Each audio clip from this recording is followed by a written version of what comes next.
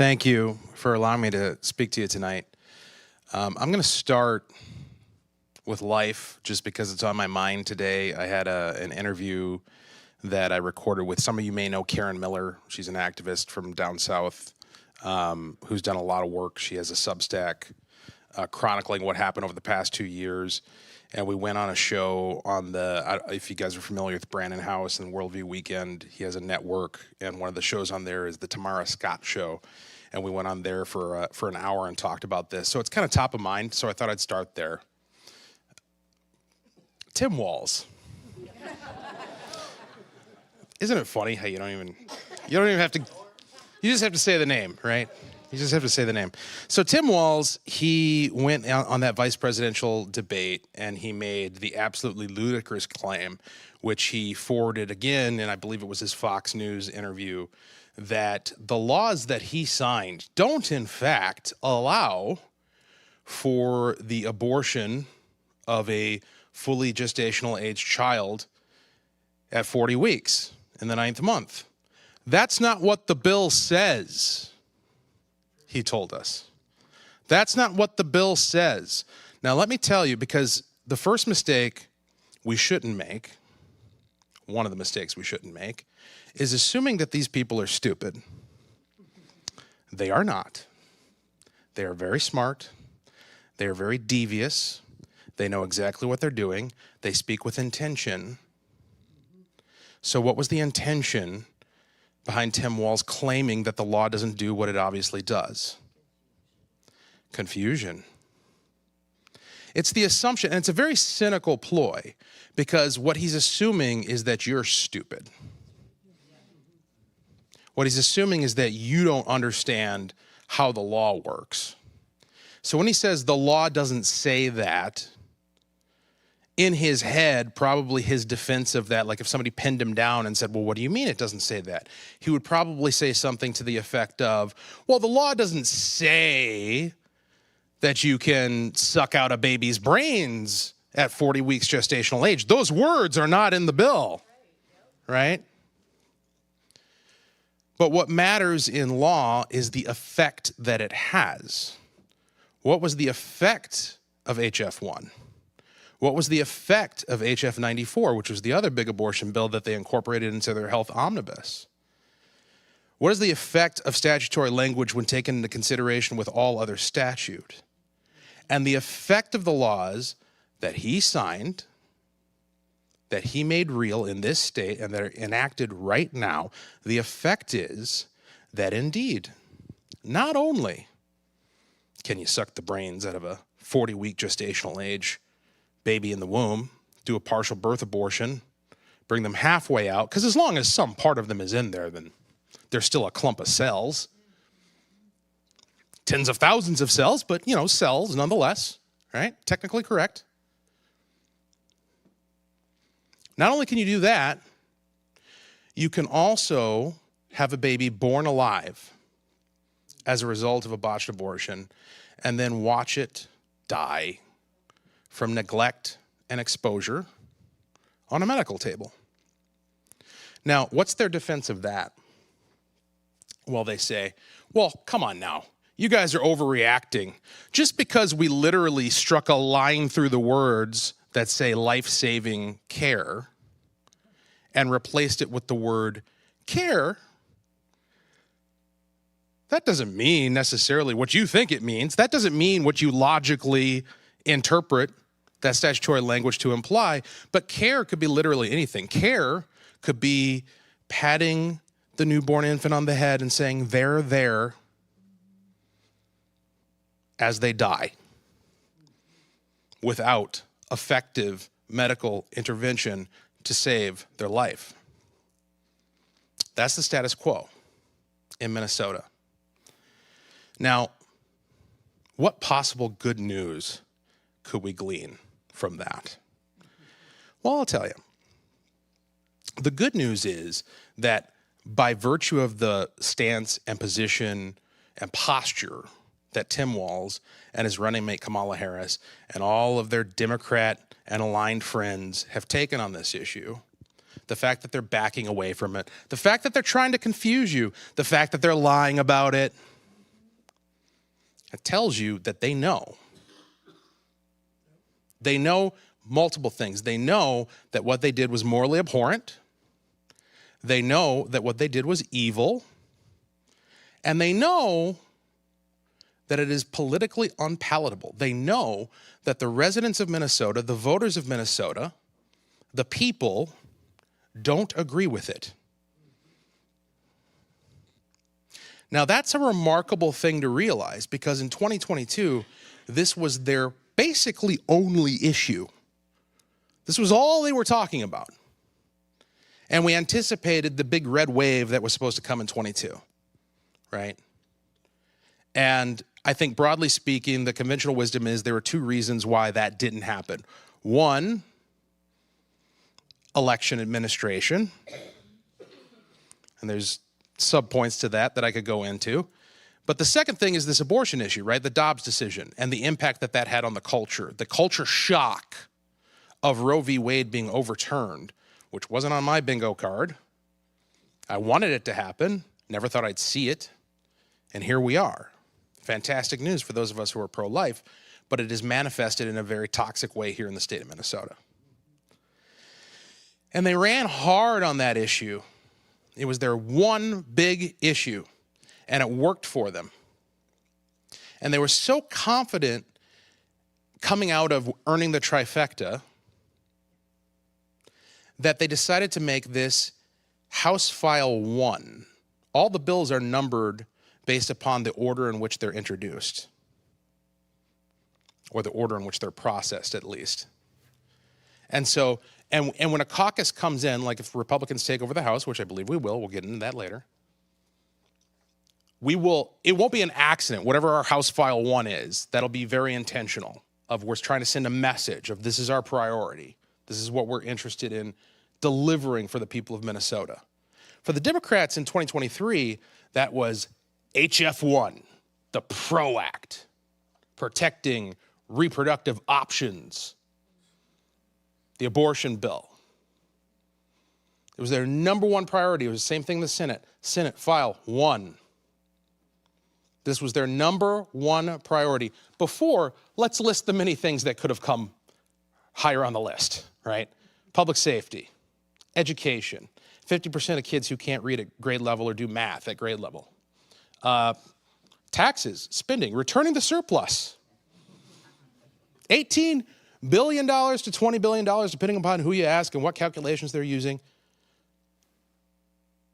They didn't want to focus on any of that. How about this one? Repealing the Social Security tax fully, so as to not punish our elders again. Because if you've lived long enough, you've spent a lot of time being punished, right? That wasn't a priority. In fact, they never did it in 2 years.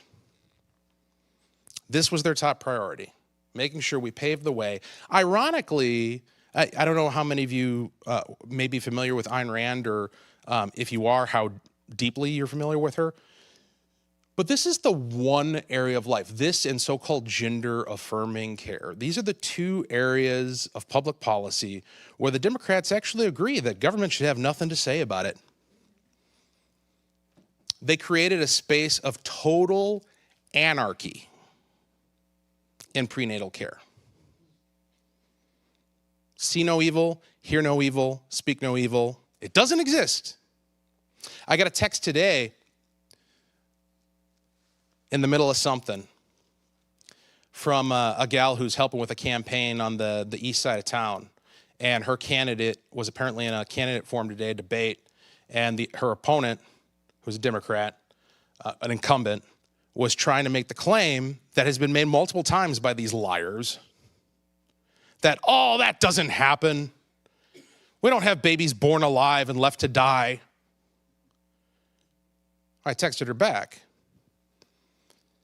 We had 5 in 2021. And the reason I know that is because Tim Walz's own administration put out the report saying that there were 5 babies born alive as a result of botched abortions. The reason why they put out that report is they're required by law. The law that required them to do it was the Infant Born Alive Protection Act.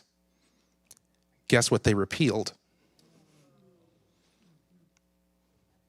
So going forward, and again, this comes back to the point about Tim Walz and his party thinking you're stupid, hoping you're stupid, hoping you're not engaged, hoping you don't understand civics, hoping that you can't read and comprehend words on paper.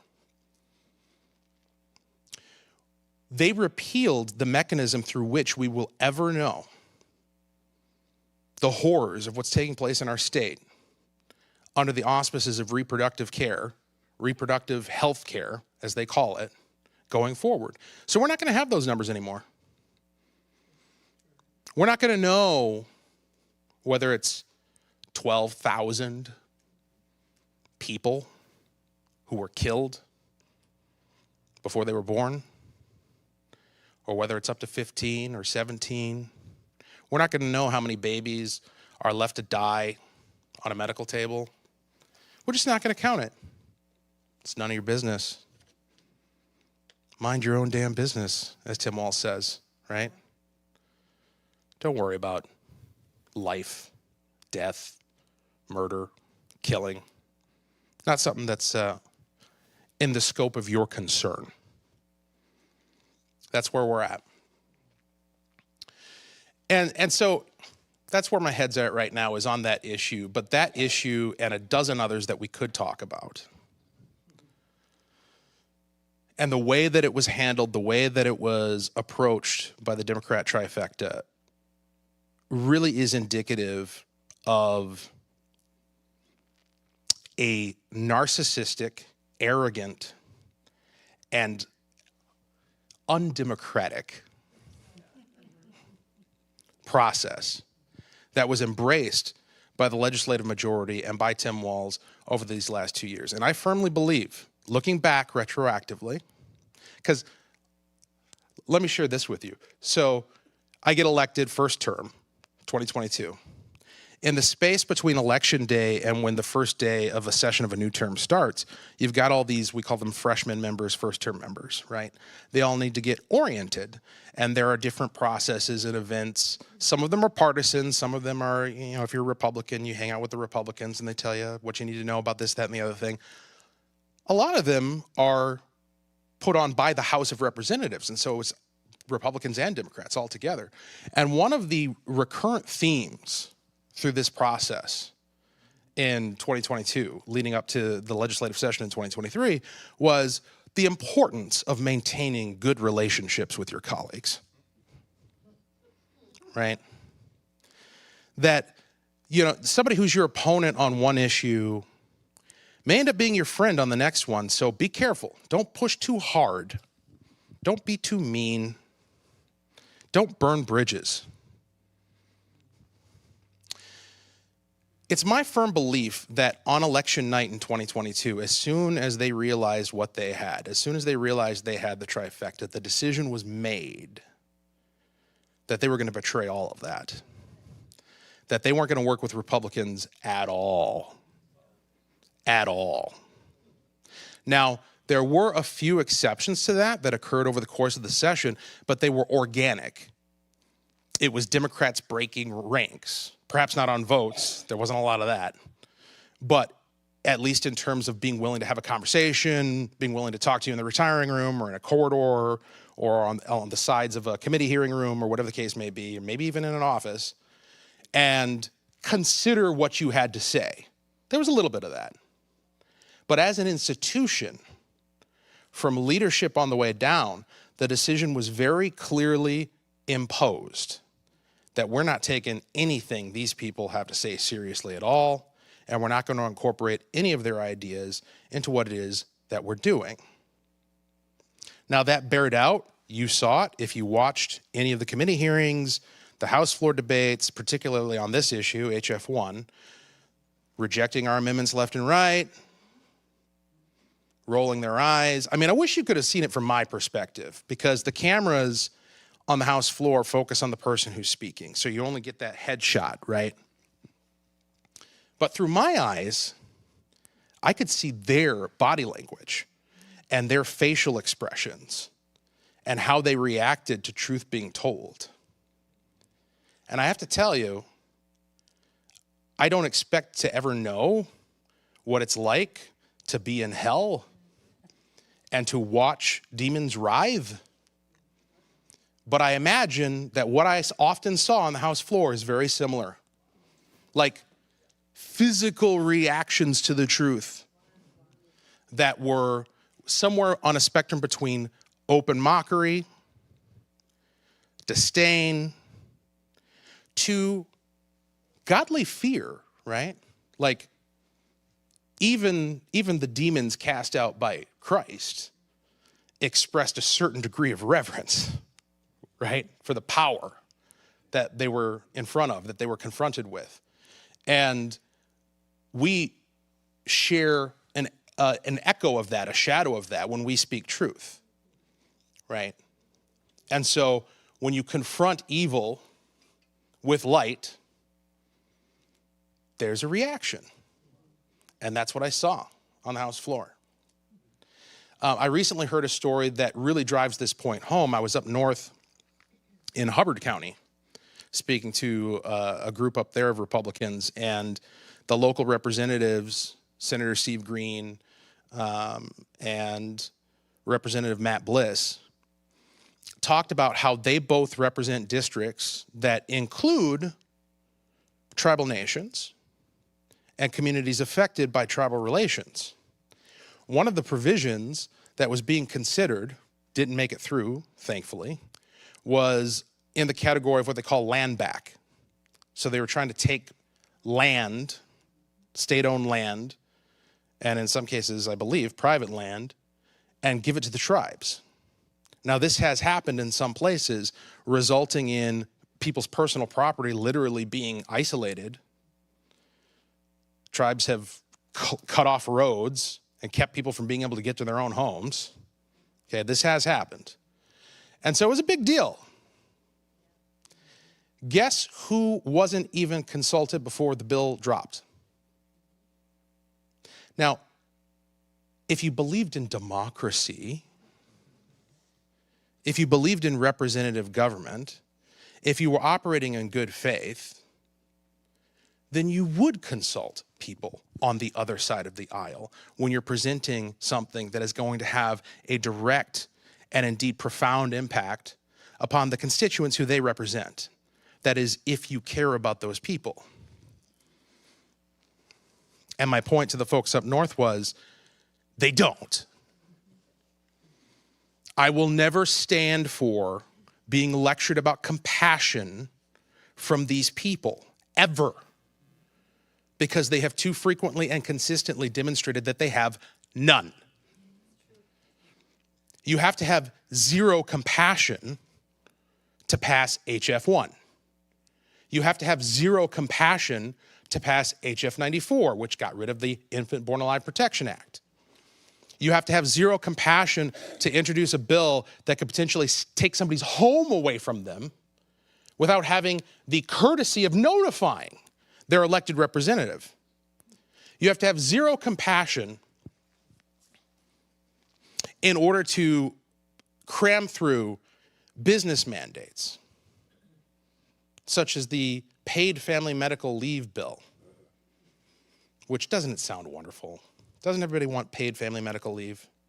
Well, sure, that'd be great. I'd also like $1 billion, right? Can you give me that?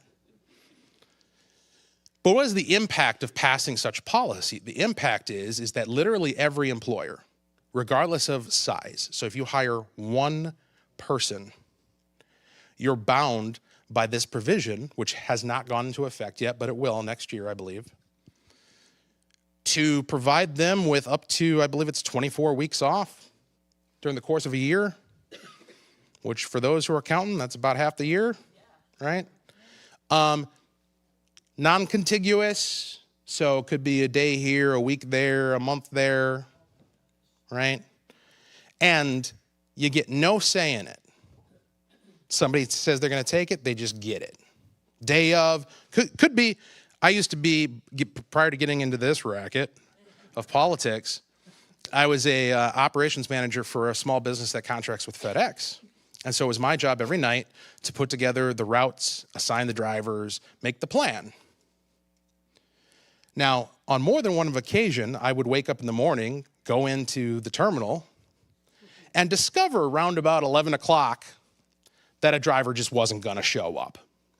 And then guess who had to go and drive their route? Yeah. So my day goes from whatever it was that I had planned to that until 9 o'clock at night, 10 o'clock at night. And then, by the way, getting home and planning the next day, right? What this law would provide is for that to be just rampant with no consequences. You can't retaliate. You can't punish them. You can't say, well, this is unacceptable. Our organization can't operate like this. We're going to go out of business. And those folks in particular, you know, these independent contractors who are kind of like a buffer between a big corporation like FedEx and the drivers on the ground, they're going to be in a real pincer with this thing because they are contractually obligated to ensure that every package gets delivered every day on time. And you can't do that if people aren't showing up.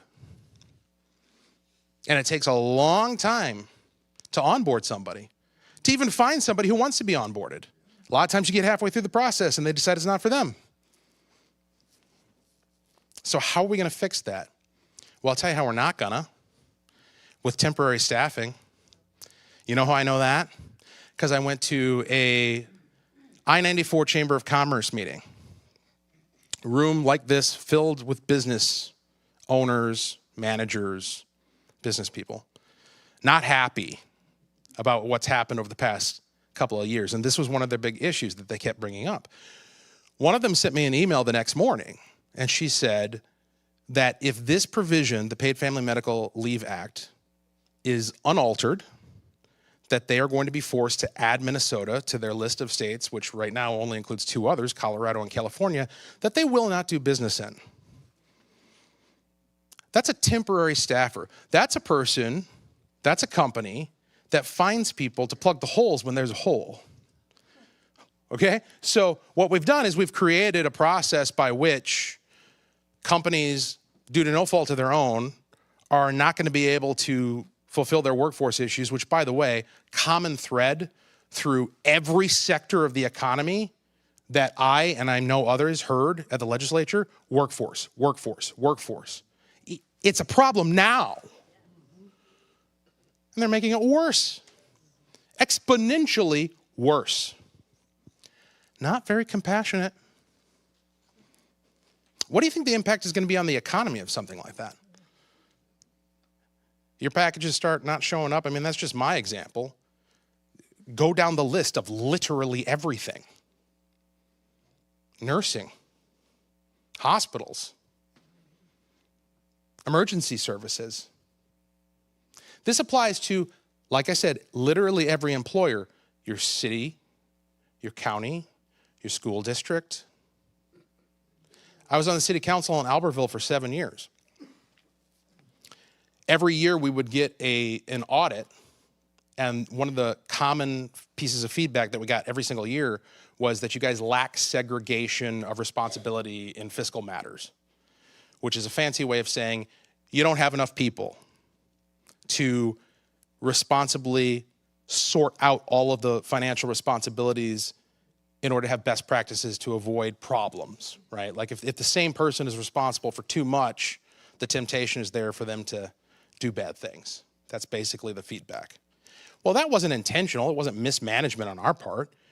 We don't have the budget to hire 15 people to look at our budget or to manage our finances. Instead, we have a finance director, one gal. She does it all. Knows where all the financial bodies are buried. What happens to the city of Albertville if she goes out for 24 weeks?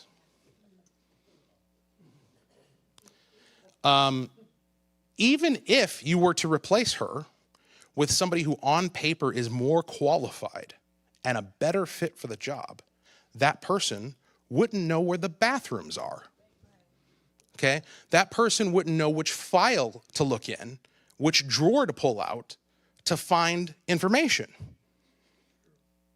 So the institutional knowledge that employees have is a tremendous asset.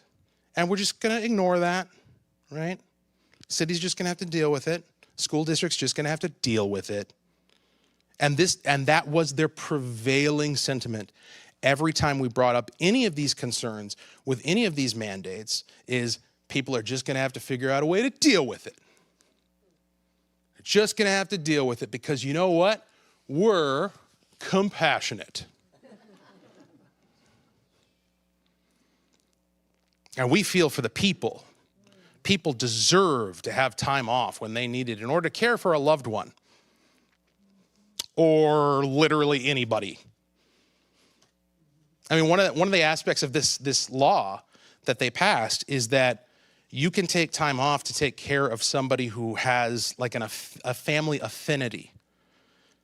So if you have a best friend or a neighbor or the cousin of your best friend's neighbor who you want to call your family, you can use them as an excuse. I mean, gone is the day of, for the 12th time this year, claiming your grandma died. Now you can say, well, there's a guy across town whose, kid fell down a well and I need to go dig him out, right? And there's no verification. There's no requirement to actually demonstrate that any of this is legitimate. And as you're walking out the door as that employee, the guy next to you can be like, you know what, I do too. I'm going to go help him. And then you could have 5 people walk out the door. Nothing to stop them. This is their version of compassion. And through the legislative process of considering these types of provisions, there was no consideration whatsoever of what the actual impact of any of these laws is going to be. And we're seeing it in the trajectory of outward migration from this state. Not just in terms of people. I want to say it was in between 21 and 22, before these laws were passed, we lost a net, I want to say 13,000, that might be wrong, people. But more importantly, we lost their money. $1.9 billion walked across state lines. Do you think that number's going to go up or down after the last 2 years? And this is what they don't care about is, they spent, when we talk about you've all heard about the surplus. They spent the $18 billion. They raised taxes by $10 billion. They increased the state budget by 40%. 40. Those things are audacious on their face, but even more so when you take into consideration the fact that a large portion, I believe it's 12 billion of the 18 that was surplus, was one-time money from the federal government. Remember COVID? So you tell me, you win the lottery and you take your winnings and you have a plan to spend it all immediately. But not just spend it all. You're going to set up long-term expenses. You're going to buy a house. You're going to buy cars, multiples. You're going to take out loans based upon the fact that you have this money available today. But you have no plan whatsoever for how you're going to fund it the next year or the year after that or the decade after that. No plan. In point of fact, you have very good reason to believe that your income's actually going to go down because you've gotten a little lazy at work since you hit the jackpot, right? That's where we're at as a state. Our available income is literally going down, and they just created a new department, state agency, the Department for Children, Youth, and Families. They're spending $750 million on a new state office building. Meanwhile, that same amount of money is needed in bonding in order to bring our correction system just up to fair. Not good, not okay. Fair. Not happening. I think the actual amount they ended up allocating to that was around 80 million, a fraction. So, I mean, the level of irresponsibility and recklessness that it was on display by the Democrats is unbelievable. It's literally unbelievable. In fact, that was one of the top issues that I and my fellow legislators had over the course of this past 2 years, is conveying what is happening without people being like, nah, that can't be. Nobody's that stupid. Nobody's that evil. Nobody's that reckless and irresponsible. You must be exaggerating for political effect. It's not an exaggeration. And so, here we are. Here we find ourselves. 2024, a couple weeks out from the election. The good news is, there's good news. I very much anticipate that we're going to have a very good night on November 5th. Every new piece of information that I hear is better than the last piece of information that I heard regarding the momentum, the trajectory, the direction things are going. I want to say that of the swing districts in the House, I think they were looking at 7 of them. 6 of the 7 are either tied or we're ahead. You expand that out to 10, 3 of the other 4, same deal. We're within striking distance. Trump is doing amazing. Harris is not. You can detect the visceral panic on the left about the direction things are going. They anticipate losing. There was a great clip that was making the rounds yesterday of Joe Biden and Barack Obama at a funeral service, and you couldn't hear what they were saying, but you could read it on their faces. Okay, this is where they're at. Now, the danger in these positive indicators is for you to sit here, take it in, and assume everything's cool. I don't have to do any more, right? That's the wrong approach. It's a little bit like, well, when I'm coming here today. Actually, I didn't have to use GPS. I've been here enough times that now I just know. But, you know, you're using your GPS to get somewhere, and it tells you you're on track to make it by 7:05. Does that mean you can go to sleep behind the wheel? No. You got to keep your hand on the steering wheel. You got to keep your foot on the pedal. It's calculating what will happen if you keep it up. That's where we're at. So we need to keep it up. And one person who can help you do that is sitting right here, Mary Amlaw, with Trump Force 47. If you're not already a Trump Force captain, talk to her before the end of the night. It's not a big ask. Are you guys still giving like 25 lists of 25? Is that where it's at, or has it changed? Any number. Okay. Any number you want. And the reason it's any number you want is because the corn is high and the harvest is ready to bring in, right? And so we need the workers to do it. Minnesota, I firmly believe, is not a blue state. And my reasoning for that is that if you look House district by House district, we've got anywhere between 2,500 and 3,500 conservative voters who did not vote in 2022. Now, if they had came out, we would have fired Keith Ellison. We would have fired Julie Blaha, the state auditor. We probably would have had Scott Jensen as governor. I mean, we would have taken it all. We certainly wouldn't have lost the Senate by 1 district. And we probably wouldn't have lost the House by 4 districts. You talk to people, even apolitical normies, by virtue of the fact that you're here, I hate to break it to you, but you're not a normie. But you talk to normal people, and nobody likes what they've seen over the last 2 years, regardless of their political affiliation. They all think it's abhorrent. They all think it's outside the bounds of acceptability. But they need to vote. And that's what Mary's working on. You can also help your local candidates, your school board candidates, your mayoral candidates, city council, county commissioner, all of them need help, and all of it is crucial. And again, I speak from experience of being on a local board, a city council. I also speak from the experience of watching from my position as a legislator, how school board members have been treated if they don't go along with the Education Minnesota line. We're probably, I don't know what school district we're in here. Is it the Elk River School District? Cambridge, I sent you? Okay, so Elk River, south of you, there are 2 school board members who were censured, John Anderson and Mindy Freiberg, yeah. They were censured by the other members of their board for such crimes as holding town halls, visiting the Capitol to speak with legislators,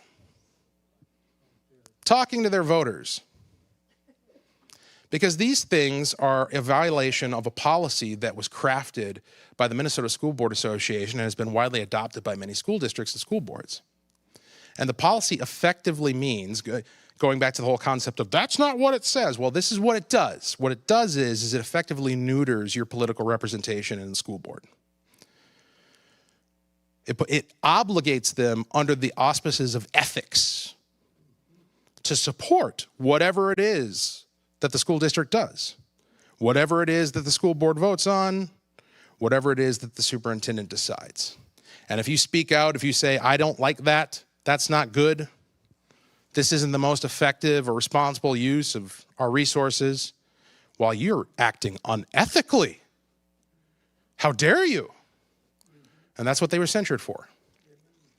So what we need is, and that's something that's really crucial for us to understand here in Minnesota, because if we operate under the false assumption that merely electing a couple of good school board members to the school board is going to result in any sort of meaningful change in how the district conducts its business, it won't. You need to get a majority that is willing to eviscerate these policies and that is willing to tell the state to go to hell when they put down mandates saying that tampons need to be in the boys' bathroom, or that my sons need to be taught to regard one half of their family with suspicion because of the color of their skin, right? This is the reality of what's happening in Minnesota. So it's very crucial to support your candidates, to get them across the line. We need to win this election. We're all in agreement? Yes. Okay. Let's talk a little bit about what happens after the election.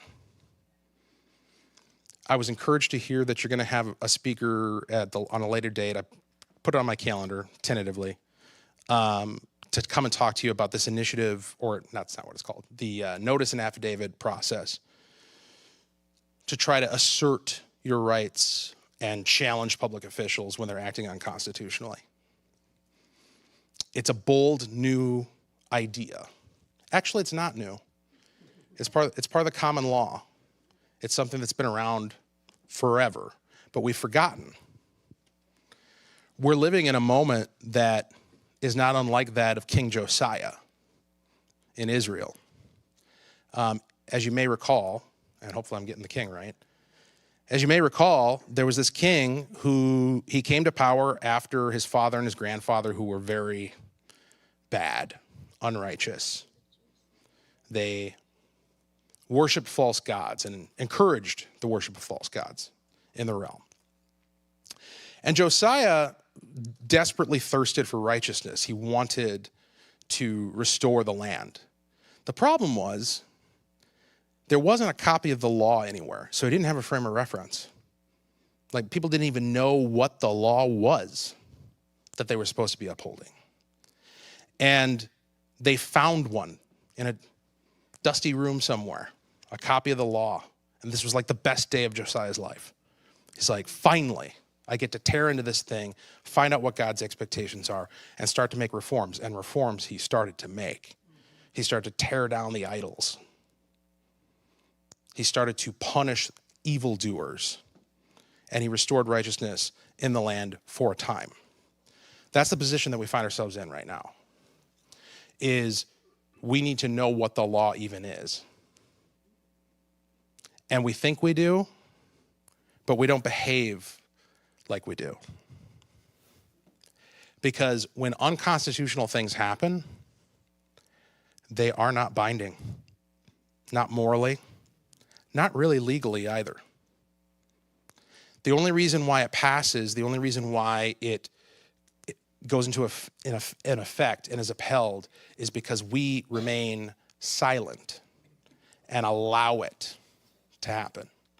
So what you're going to hear in November is a methodology for attacking that, for saying, no, you have broken trust. And it's time for the people to set things right.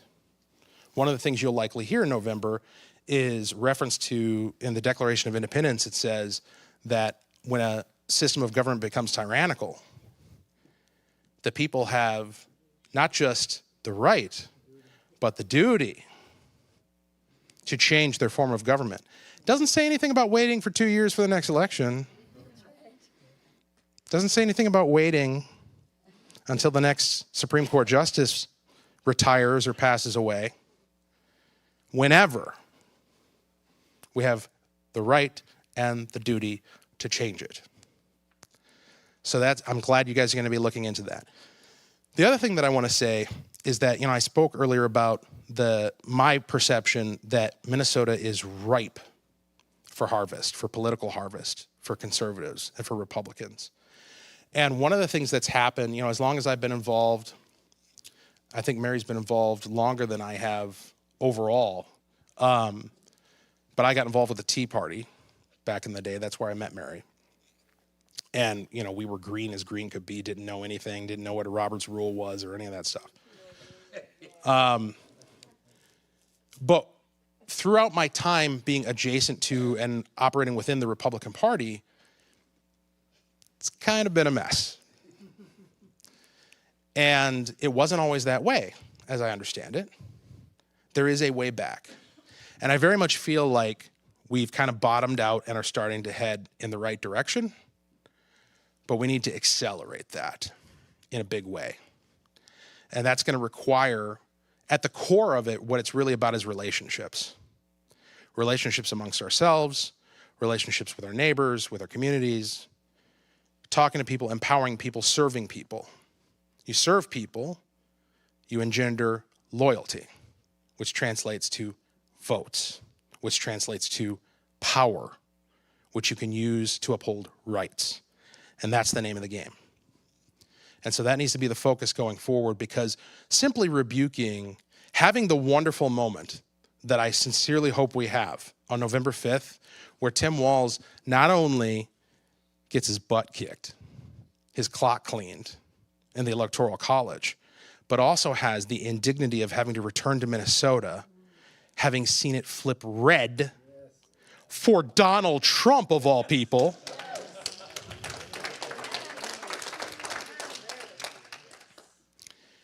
As delicious as that moment will be, it is not the finish line. There is no finish line. We're never done. God will tell you when you're done, pretty suddenly. We keep going. We keep fighting. And your commitment to that is the answer to the question of, will it happen? Will it happen? I don't know, you tell me. You committed? You gonna be part of it? You gonna build those relationships? You gonna show up? You gonna cast your ballot? You gonna bring a friend? You gonna foster the relationships that translate to that service, that loyalty, that electoral success going forward? If the answer is yes, then of course we're going to do it. I should amend that a little bit. God is going to do it through us, as he always has. We are not the first people to walk through dark times. We are not the first nation to be headed in a very wrong direction and be turned around by his grace. It can happen. So thank you, and I will take any questions you may have.